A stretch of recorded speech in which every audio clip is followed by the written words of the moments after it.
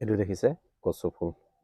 বিজ্ঞজনে কয় যি মানুহে ফুল আৰু গান দুইটা ভাল নাপায়, মানে গান বা ফুল ভাল পাব লাগিব। যদি এজন মানুহে গান আৰু ফুল ভাল নাপায়, এজন মানসিকভাৱে বিকাৰগ্ৰস্ত। গতিকে ফুল ভাল নোপোৱা মানুহ নাই চাগে। বাকী যিয়ে নহওক, বহুত দিন ভিডিঅ' দিয়া নাই। আচলতে মোক কাইন মাষ্টাৰটো আমাক আহিছিলে আৰু সেইটো কাৰণে ভিডিঅ' দিবলৈ বেয়া লাগিছিলে। আজি বহুত দিনৰ মূৰত ভিডিঅ' এটা আপলোড কৰিলোঁ। মই শিলচৰলৈ গৈছিলোঁ ফাৰ্ষ্ট ফেজ পঞ্চায়ত ইলেকশ্যনৰ ডিউটিৰ কাৰণে, আৰু তেতিয়া হাফলং ৰোড দি গৈছিলোঁ, শ্বিলং দি যোৱা নাছিলোঁ। গতিকে তাৰে কিছু দৃশ্য মই আপোনালোকক দেখাম, চাই থাকিব। Good morning guys. আমি এতিয়া উপস্থিত আছোঁ জাতিংগা। এইটো পাহাৰ জাতিংগা, আৰু এইখন আমাৰ গাড়ী। ডিজেল বিচাৰি ফুৰিছোঁ।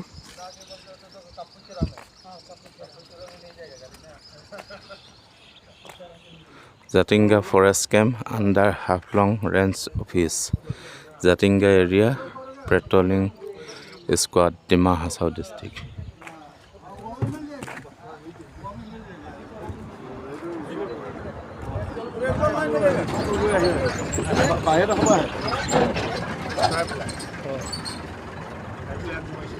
ওপৰৰ পৰা ৰাস্তাটো কিমান ধুনীয়া লাগিছে না?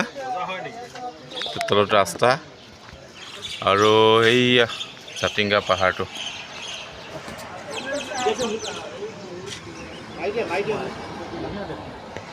সুন্দৰ সূৰ্য উদয় হৈছে।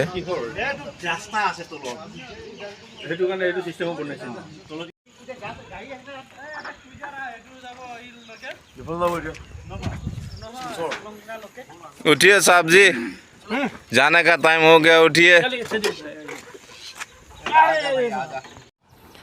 এতিয়া ৰখালে আমাৰ গাড়ী এইখন, আৰু আমি চাহ খাই লওঁ ধুনীয়াকৈ। চাহ খাই দেখালে খুব এটা খাওঁ হ'ব। পাঘৰ পোৱালি না?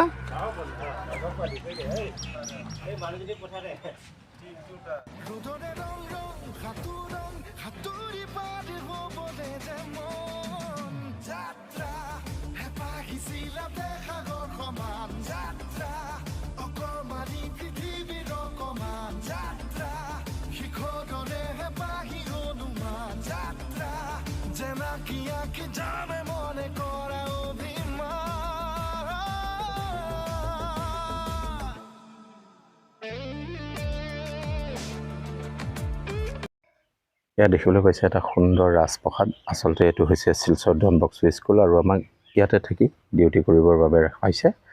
ইয়াতে থাকি আমি ডিউটিলৈ যাম। আৰু এতিয়া আপোনালোকক দেখাইছোঁ আমি প্ৰায় 1200 মানুহ আহিছিলোঁ, আৰু এয়া আহি পোৱাৰ পিছত আমি আবেলি আহি পাইছিলোঁ, আৰু তেওঁলোকে আমাৰ বাবে খিচিৰিৰ ব্যৱস্থা কৰিছিলে ডিনাৰৰ আগত, যাতে খাই পেলাই আমি অলপ আৰাম কৰিব পাৰোঁ। সেয়ে খিচিৰি খাই আছোঁ সকলোৱে। আজিলৈ আহিছোঁ, বাই বাই।